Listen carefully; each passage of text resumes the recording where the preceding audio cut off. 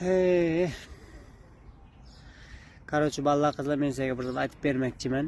Avvallar uni 2-3 yil avval men ham yaxshi ko'radigan qizim bor edi, gaplashadigan, sevishadigan qizim bor edi. Ne oldu bilasizlarmi?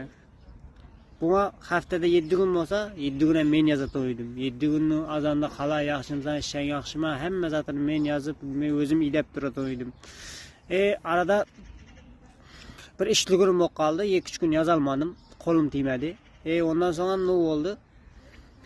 Yana yazacak vaqtim, 2-3 kun o'tgandan so'ng yana yazacak vaqtim tart, o'yladim.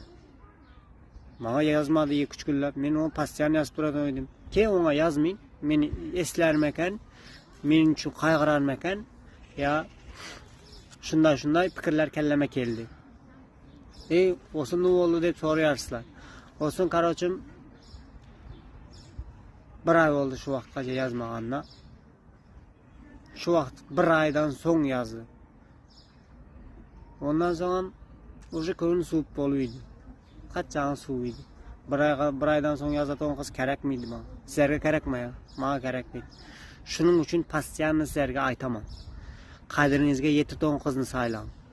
U prosta baylingizga, zatingizga uchib, ya krasavchiligingizga uchadigan qizlarni hech qachon saylamang. Prosta qadringizga yetadigan, sizni siylaydigan qizni saylang deb shuning uchun aytaman.